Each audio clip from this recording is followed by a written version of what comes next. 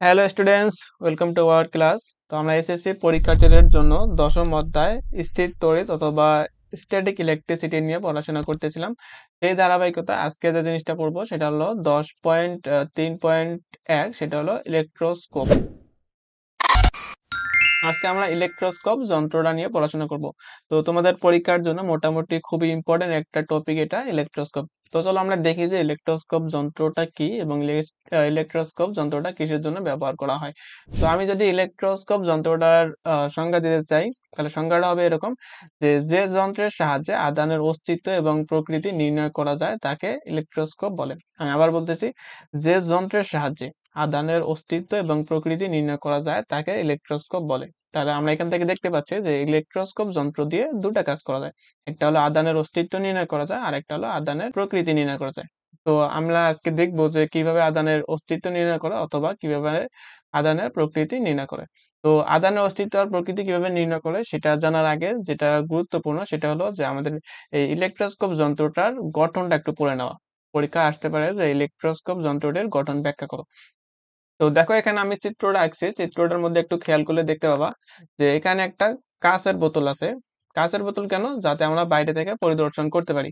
তো এই কাঁচের বোতলের এখানে একটা এই সিপি দেওয়া আছে যাতে এখান থেকে বাতাস প্রবেশ করতে না পারে। তো এখানে একটা চাকতি দেওয়া আছে যেটা বিদ্যুৎ পরিবাহী এবং চাকতির সাথে একটা আহ দণ্ড যুক্ত করা আছে, সেটাও বিদ্যুৎ পরিবাহী। আর এই দণ্ডের এক প্রান্তে দুটা পাত দেওয়া আছে, এই দুটা পাত হইতে পারে স্বর্ণের অথবা অ্যালুমিনিয়ামের। দুটা পাত দেওয়া আছে, দুটো হতে পারে স্বর্ণের অথবা অ্যালুমিনিয়ামের। তো তাহলে এটাই আমাদের গঠন যে একটা বোতল আছে, বোতলের মধ্যে সিপি আছে, আর উপরে একটা চাকতি আছে, চাকতির সাথে একটা দণ্ড যুক্ত করা আছে। আর ওই দণ্ডের আরেক প্রান্তে দুটা পাত দেওয়া আছে, ওই দুটা পাত হতে পারে স্বর্ণ অথবা অ্যালুমিনিয়ামের।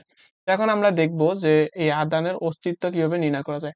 তো আধানের অস্তিত্ব নির্ণয় করার আগে আমাদের একটা জিনিস জানতে হবে আগে। তো এই জিনিসটা আমরা আগের ক্লাসে পড়ছিলাম। জিনিসটা কিরকম যে আমরা জানি যে ধনাত্মক আধান পরস্পরকে বিকর্ষণ করে, ধনাত্মক আধান না, একই জাতীয় আধান পরস্পরকে বিকর্ষণ করে। অর্থাৎ আমরা বলতে পারি যে দুটা পজিটিভ অথবা দুটা নেগেটিভ যদি একই জাতীয় আমাদের আধান থাকে তাহলে পরস্পরকে বিকর্ষণ করে। অর্থাৎ একই জাতীয় আধান পরস্পরকে বিকর্ষণ করে। আবার বিপরীত ধর্মী আধান হতে পারে পজিটিভ আর নেগেটিভ যদি হয় তাহলে ওরা কি পরস্পরকে আকর্ষণ করবে, পরস্পরকে আকর্ষণ করবে। আবার বলতেছি যে যদি একই ধর্মী আধান থাকে তাহলে তারা পরস্পরকে বিকর্ষিত করে, আর যদি বিপরীত ধর্মী আধান থাকে তাহলে তারা পরস্পরকে আকর্ষিত করে।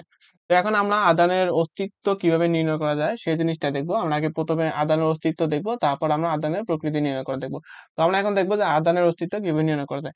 মনে করো যে তোমাকে এই ইলেকট্রোস্কোপ যন্ত্রটা দেওয়া হলো আর একটা দণ্ড দেওয়া হলো, তোমাকে বলা হলো যে এই দণ্ডটার মধ্যে কোনো আদান আছে কিনা সেটা পরীক্ষা করে বলো। যে এই যে এই দণ্ডটা দেওয়া আছে, এই দণ্ডটার মধ্যে কোনো অস্তিত্ব আছে কিনা আদানের সেটা নির্ণয় করে বলো। তো এখন আমাদের এই দণ্ডটার আদানের অস্তিত্ব নির্ণয় করতে হবে। তাহলে আমরা করব কি, প্রথমে যে এখানে যে দণ্ডটা আছে সেই দণ্ডটাকে এই যে চাকতির মধ্যে আমরা স্পর্শ করাবো।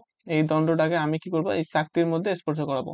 তাহলে মনে করো আমি এই দণ্ডটা এখানে চাকতির মধ্যে নিয়ে আসলাম। এই দণ্ডটা চাকতির নিয়ে আসার পর যদি এই দুটা পাত যদি বৃদ্ধি পায়, এই দুটা পাতের মধ্যবর্তী দূরত্ব যদি বৃদ্ধি পায় তাহলে আমরা বলবো যে এখানে আধান আছে। আর যদি এই দুটা পাতের মধ্যবর্তী দূরত্ব বৃদ্ধি না পায়, মানে এই দুটা পাতের যে অবস্থানটা সেই অবস্থানই থাকে, তাহলে আমরা বলবো যে এই যে দণ্ডটা আছে এই দণ্ডটার মধ্যে কোনো আধানের অস্তিত্ব নেই। আবার বলতেছি, যদি এই যে দণ্ডটা আছে এই দণ্ডটা এই চাকতির মধ্যে স্পর্শ করার ফলে এই পাত দুটার মধ্যবর্তী দূরত্ব বৃদ্ধি পায় তাহলে বলবো যে এই দণ্ডটার মধ্যে আধানের অস্তিত্ব আছে।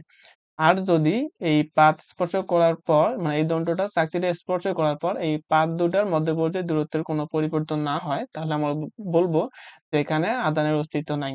আমাদের এটা হলো আধানের অস্তিত্ব কিভাবে নির্ণয় করা যায়, আমরা এখান থেকে বুঝলাম। এখন আমরা বুঝবো যে এই এই দুটা পাত কিসের জন্য এই মধ্যবর্তী দূরত্বটা বৃদ্ধি করে। মনে করো এখানে আমি এই যে পাতটা আছে এই পাতটা ধরে নিলাম যে এটা ধনাত্মক আধানে আহিত আছে। এখানে অধিক সংখ্যক এই ধনাত্মক আধানে আইতেছে। তো এই চাকতিটা আমাদের তড়িৎ পরিবাহী, আবার এই যে দণ্ডটা দেওয়া আছে এটাও তড়িৎ পরিবাহী। তাহলে এখানে এই পজিটিভ আয়নগুলো আস্তে আস্তে আস্তে এদিকে আসবে। আসার পরে এই যে পাত আছে এই পাতের মধ্যে আমাদের পজিটিভ আয়ন আহিত হবে। তারপর এই পাতের মধ্যে কি এই পাতের মধ্যে পজিটিভ আয়ন আহিত হবে।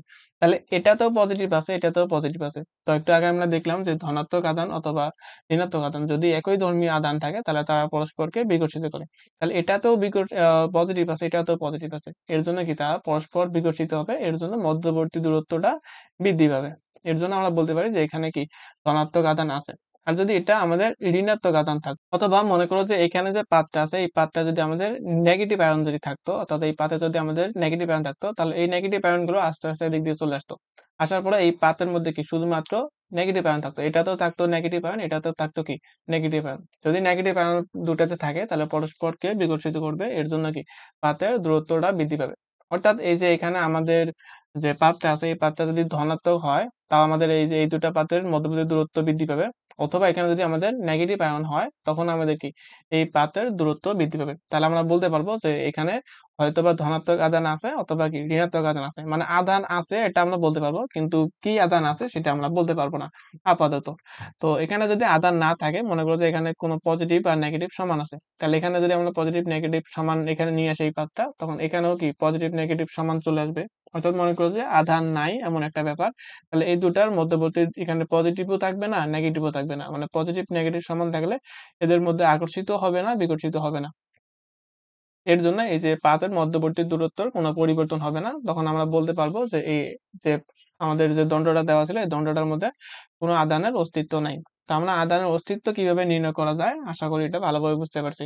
আর যদি বুঝতে না পারো তাহলে ভিডিওটা আরেকবার দেখবা, তাহলে অবশ্যই বুঝতে পারবা। আশা করি তোমরা আদানের অস্তিত্ব বিষয়টা ভালোভাবে বুঝতে পারছো। এখন আমরা দেখবো যে আদানের প্রকৃতি কিভাবে নির্ণয় করা যায় সেই জিনিসটা বের করার চেষ্টা করব। তো মনে করো যে তোমাকে এখন স্যার এই যন্ত্রটা দিল, অর্থাৎ ইলেকট্রোস্কোপ যন্ত্রটা দিল এবং আরেকটা দণ্ড দিল। এখন তোমাকে বললো যে এই দণ্ডটার মধ্যে পজিটিভ আছে নাকি নেগেটিভ আধান আছে সেটা নির্ণয় করে বলো। তাহলে তুমি প্রথমে করবে কি, তো আমরা এই দণ্ডটার মধ্যে পজিটিভ আছে নাকি নেগেটিভ আছে এটা নির্ণয় করার আগে এই যন্ত্রটা আগে আমাদের আরেকটু প্রস্তুত করে নিতে হবে। প্রস্তুত কি রকম, আমাদের এই যে পাতগুলো আছে এই পাতগুলাকে হয় ধনাত্মক আধান অথবা ঋণাত্মক আধানে আগে থেকে আহিত করে নিতে হবে। তারপর আমরা এই দণ্ডটার আধানের প্রকৃতি সম্পর্কে জানতে পারবো। তাহলে আমরা মনে করলাম কি যে একটা দণ্ড নিলাম, একটা কাঁচের দণ্ড নিলাম, নেওয়ার পরে সেখানে সিল্কের কাপড় দিয়ে ঘষলাম। তাহলে সিল্কের কাপড় দিয়ে যদি ঘষি তাহলে সেটা আমাদের পজিটিভ আকার পজিটিভ আধানে আহিত হবে। এটা আমরা আগের ক্লাসে দেখে আসছি। তো তোমরা যারা আগের ক্লাসটা দেখোনি তারা অবশ্যই আগের ক্লাসটা দেখে আসবা। তাহলে মনে করো যে আমি একটা দণ্ড নিলাম, কাঁচের দণ্ড, সেটা আমাদের কি পজিটিভ আয়নে আহিত। তাহলে এটার মধ্যে কি শুধুমাত্র পজিটিভ আছে, এখানে কোনো নেগেটিভ আয়ন নাই। যেহেতু এখানে আমাদের পজিটিভ আয়ন আছে, আমি যখন এটা চাকতির মধ্যে দিব, চাকতির মধ্যে দেওয়ার পরে এই পজিটিভ আয়ন গুলো আস্তে আস্তে এই পাতের মধ্যে চলে আসবে। তো এখানেও আমাদের পজিটিভ আয়ন থাকবে, এখানেও আমাদের পজিটিভ আয়ন থাকবে। তো পজিটিভ আয়ন থাকার ফলে এই মধ্যবর্তী দূরত্বটা কিছুটা বেড়ে যাবে। তো আমাদের এখন যন্ত্রটা মোটামুটি প্রস্তুত। তাহলে এখন আমাদের যে এই যে ইয়ের দণ্ডটা আছে, আগে থেকে কাঁচের দণ্ডটা দিলাম, এই কাঁচের দণ্ডটা আর কোনো দরকার নাই। তো আমাদের পাত দুটা যেহেতু ধনাত্মক আধানে আহিত করা হয়ে গেছে, তার মানে আমাদের কি এই যে ইলেকট্রোস্কোপ যন্ত্রটা আধান প্রকৃতি নির্ণয় করার জন্য প্রস্তুত হয়ে গেছে। এখন আমরা দেখবো যে এইখানে যে পাতটা বা দণ্ডটা দেওয়া আছে এই দণ্ডটা ধনাত্মক আধান নাকি ঋণাত্মক আধানে আহিত আছে। আমরা কি করব, এই যে এই পাতটা আমি এখানে নিয়ে আসবো।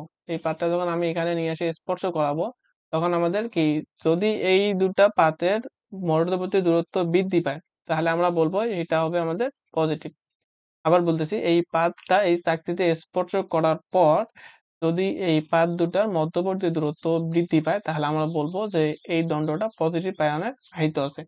এর জন্য এটা কিসের জন্য বলতেছি, দেখো এখানে আগে থেকেই পজিটিভ আয়নে আহিত করা আছে। এখন যদি এটার মধ্যে আরো পজিটিভ থাকে তাহলে এই পজিটিভ আর এই পজিটিভ মিলে কি আমাদের ধনাত্মক যে আধানটা আছে সেটা আরো বৃদ্ধি পাবে। যদি ধনাত্মকতা আরো বৃদ্ধি পায় তাহলে আমাদের মধ্যবর্তী আকর্ষণটা আরো কি বিকর্ষণটা আরো বৃদ্ধি পাবে। এর জন্য আমাদের এই মধ্যবর্তী যে দূরত্বটা আছে এই দূরত্বটাও বৃদ্ধি পাবে। অর্থাৎ এখানকার যে স্বর্ণের অথবা অ্যালুমিনিয়ামের দুটা পাত দেওয়া আছে এই দুটা পাতের মধ্যবর্তী দূরত্বটা বৃদ্ধি পাবে, অর্থাৎ ফাঁক হয়ে যাবে। আর যদি এটার মধ্যে নেগেটিভ আয়ন থাকে, মনে করো যে এই যে আমাদের দণ্ডটা আছে এই দণ্ডটা কি নেগেটিভ আয়ন আছে, তাহলে এই নেগেটিভ আয়ন গুলো এখানে আসবে। তো এখানে আগে থেকে আমাদের পজিটিভ করা ছিল, এখান থেকে যদি আমাদের নেগেটিভ গুলা চলে আসে তখনকার এখানে ধনাত্মক আধানের পরিমাণটা কমে যাবে। অর্থাৎ ধনাত্মকতা যদি কমে তাহলে বিকর্ষণ বলটাও কমবে, তখন আমাদের এই যে মধ্যবর্তী ভাগটা সেটা কিছুটা কমে যাবে। আমি এখান থেকে আবার বুঝলাম যে এটা আগে থেকে ধনাত্মক আধানে আহিত করা আছে। তো যদি আমাদের এই পার্টটা ধনাত্মক হয় তাহলে এদের মধ্যবর্তী দূরত্বটা বৃদ্ধি পাবে। কারণ কি? কারণ হলো ধনাত্মকতা বৃদ্ধি পাবে, বিকর্ষণ শক্তিও বৃদ্ধি পাবে। এর জন্য পাত দুটার মধ্যবর্তী দূরত্ব বৃদ্ধি পাবে। যদি পাত দুটার মধ্যবর্তী দূরত্ব বৃদ্ধি পায় তাহলে আমরা বলবো এটা পজিটিভ আয়নে আহিত আছে। আর যদি এই মধ্যবর্তী দূরত্বটা কমে যায় তাহলে বলবো এই যে দণ্ডটা আছে এই দণ্ডটা নেগেটিভ আয়নে আহিত। কারণ কি? কারণ হলো এখান থেকে নেগেটিভ আয়ন গুলো এখানে আসার পর আগের যে ধনাত্মকতাটা ছিল সেটা কমাই দিবে। এর জন্য বিকর্ষণ শক্তি কমে যাবে। তখন এটা কি মোটামুটি কাছাকাছি চলে আসবে। তো এইভাবে আমরা এই যে এই দণ্ডটা ধনাত্মক নাকি ঋণাত্মক সেটা আমরা নির্ণয় করতে পারবো। তো এখন আরেকটা পদ্ধতি আছে। এখন এটা পুরোটাই ধনাত্মক আয়নে আহিত করে নিছি। কিন্তু আমি যদি এটাকে ঋণাত্মক আদানে আহিত করে নেই, মনে করো যে আমি এই যে পাত দুটা আছে এই পাত দুটা ঋণাত্মক আদানে আহিত করব। কিভাবে করব? মনে করো যে প্রথমে একটা প্লাস্টিক দণ্ড নিব, নেওয়ার ফলে সেটা কাপড় দিয়ে যদি সেটাকে আমরা ঘষি তাহলে ওই যে প্লাস্টিক দণ্ডটা নেগেটিভ আয়নে আহিত হবে। ওই নেগেটিভ দণ্ডটা যদি আমি এখানে স্পর্শ করাই তখন আমাদের এখানে কি নেগেটিভ গুলো চলে আসবে, তখন এটা আমাদের নেগেটিভ আয়নে আহিত করা হয়ে গেছে। তাহলে আমি ওই দণ্ডটা এখানে আবার কি সরায় রাখলাম, মানে আমাদের যন্ত্রটা প্রস্তুত হয়ে গেছে। এখন এই দণ্ডটা আমি এখানে নিয়ে আসবো। নিয়ে আসার পর যদি আমি দেখি যে এখানকার মধ্যবর্তী দূরত্বটা বৃদ্ধি পায় তাহলে আমরা বুঝবো যে এটা নেগেটিভ আয়নে আহিত আছে। কারণ কি? কারণ হলো এটা আগে থেকে নেগেটিভ আয়নে আহিত করা আছে। আমরা প্লাস্টিক দণ্ড দিয়ে নেগেটিভ আয়নে আহিত করছি। কারণ এই দণ্ডের মধ্যে যদি নেগেটিভ থাকে তাহলে এখানে নেগেটিভ গুলো চলে আসবে। তাহলে অধিক সংখ্যক নেগেটিভ থাকার ফলে মধ্যবর্তী বিকর্ষণ বলটা কি বৃদ্ধি পাবে। এর জন্য আর মধ্যবর্তী দূরত্বটা বেশি বৃদ্ধি পাবে। আর যদি এখানে পজিটিভ আয়ন থাকে তাহলে এই পজিটিভ আয়নগুলো কি আস্তে আস্তে এখানে আসবে। আসার ফলে এখানে যে নেগেটিভিটিটা ছিল আগে থেকে এর পরিমাণটা কমে যাবে। এর জন্য মধ্যবর্তী বিকর্ষণ বলটা কমে যাবে। এর জন্য কি পাতের মধ্যবর্তী দূরত্বটাও কমে যাবে। তাহলে আমি আদানের প্রকৃতি নির্ণয় করার পদ্ধতিটা আরেকবার এক লাইনেই বলতেছি বিষয়টা। মনে করো এটাকে আমরা প্রথমে ধনাত্মক আয়নে আহিত করছি। এখন এই পাতটা নিয়ে আসার পর যদি এই মধ্যবর্তী দূরত্বটা বৃদ্ধি পায় তাহলে আমরা বলবো যে এটা ধনাত্মক আয়নে আহিত আছে। আর যদি মধ্যবর্তী দূরত্বটা আমাদের কমে যায় তাহলে বুঝবো এটা ঋণাত্মক আয়নে আহিত আছে। তারপর এটা যদি আমার আগে থেকে নেগেটিভ আয়নে আহিত করা থাকে, এটা আমি নেগেটিভ আয়নে আহিত করে নিছি। এখন এই পাতটা নিয়ে এসে এখানে লাগালাম। লাগানোর ফলে যদি এদের মধ্যবর্তী দূরত্বটা বৃদ্ধি পায় তাহলে বলবো যে এটা নেগেটিভ আয়নে আহিত আছে। কারণ কি? কারণ হলো আগে থেকে কি নেগেটিভ ছিল। এখন যদি আবার নেগেটিভ যায় তখন মধ্যবর্তী দূরত্বটা কি অবশ্যই বৃদ্ধি পাবে, কারণ বিকর্ষণ বলটা বৃদ্ধি পাবে। আর যদি মধ্যবর্তী দূরত্বটা কমে যায় তখন আমরা বলবো যে এটা ধনাত্মক আয়নে আহিত। কারণ কি? এই ধনাত্মক আয়নে এখানগুলো আসার ফলে আমাদের যে ঋণাত্মকতাটা ছিল সেটা আস্তে আস্তে কমে যাবে, অর্থাৎ বিকর্ষণ বলটা কমে যাবে। এর জন্য কি আমাদের মধ্যবর্তী ফাঁকটা কমে যাবে। তো আশা করি এই যে আদানের প্রকৃতি নির্ণয় করার যে পদ্ধতিটা তোমরা ভালোভাবে বুঝতে পারছো। তো এখন আমরা আরেকটা জিনিস শিখবো, সেটা হলো চার্জের আবেশ। এখানে তোমাদের বইয়ে চার্জের আবেশ সম্পর্কে ছোট্ট একটু টপিক দেওয়া আছে, সেটা একটু বলে দিতে যাচ্ছি যে চার্জের আবেশ কাকে বলে। তো চার্জের আবেশ বলতে কি বোঝায়? যে কোনো একটা দণ্ড আছে, মনে করো যে আমার কাছে একটা দণ্ড আছে। এই দণ্ডটাকে আমি এই চাকতির সাথে স্পর্শ না করিয়ে এই দণ্ডটার মধ্যে আধান আছে কি না সেটা আমি নির্ণয় করব। এটাকে বলা হয় যে পদ্ধতিটা, সেটাকে বলা হয় চার্জের আবেশ। অর্থাৎ এই দণ্ডটাকে ধনাত্মক নাকি ঋণাত্মক এটা আমরা জানতে পারবো না, জাস্ট এখানে আয়ন আছে কিনা আধান আছে কিনা সেটা পরীক্ষা করার পদ্ধতি এখানে চাকতিতে স্পর্শ না করে সেটাকে বলা হয় চার্জের আবেশ। তো জিনিসটা কিরকম? মনে করো যে আমি জানি না এটার মধ্যে চার্জ আছে কিনা। আমি কি করব? এই যে দণ্ডটা আছে এখানে চাকতির খুব কাছাকাছি নিয়ে আসবো। যদি চাকতির খুব কাছাকাছি নিয়ে আসি তখন মনে করো যদি এটা পজিটিভ হয় তখন এখানকার যে নেগেটিভ গুলো আছে নেগেটিভ গুলাকে কি করবে? এখানে আকর্ষিত করবে। তাহলে এখানকার সব নেগেটিভ কি করবে? এখানে চলে আসবে। যদি এখানে সব নেগেটিভ চলে আসে তাহলে এখানে শুধুমাত্র পজিটিভ আয়ন গুলো পড়ে থাকবে। এখানে শুধুমাত্র পজিটিভ আয়ন গুলো পড়ে থাকবে। যদি এখানে শুধুমাত্র পজিটিভ থাকে তারা পরস্পরকে বিকর্ষণ করে, বিকর্ষণ করার ফলে এদের মধ্যবর্তী দূরত্বটা বৃদ্ধি পায়। তাহলে আমরা বুঝবো যে এই যে আমাদের যে দ্বন্দ্বটা দেওয়া ছিল এই দ্বন্দ্বটার মধ্যে আধান আছে। অথবা মনে করো এই দ্বন্দ্বটা আমাদের নেগেটিভ আয়ন আহিত। যদি নেগেটিভ আয়ন আহিত হয় তাহলে এখানকার যে পজিটিভ গুলো আছে সব পজিটিভ গুলা কি এখানে চলে যাবে। সব পজিটিভ যখন এখানে চলে যাবে এখানে শুধুমাত্র আমাদের নেগেটিভ গুলো পড়ে থাকবে। দুটা পাতেই শুধুমাত্র নেগেটিভ আয়ন গুলো পড়ে থাকবে।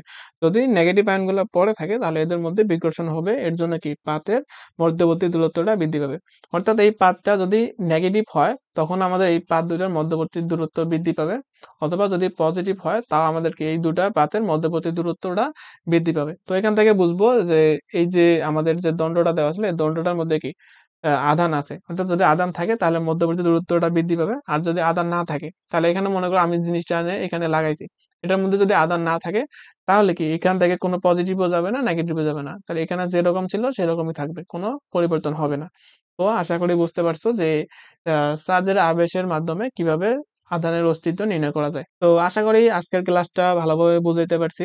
তো যদি ক্লাস ভালো লাগে তাহলে অবশ্যই একটা লাইক করে দিবা আর কমেন্ট বক্সে জানাইতে পারো যদি কোনো অসুবিধা থাকে। আর এই চ্যানেলটা সাবস্ক্রাইব করে রাখবা। পরবর্তী ক্লাসের জন্য অপেক্ষা করতে থাকো। ততক্ষণ পর্যন্ত আল্লাহ হাফেজ।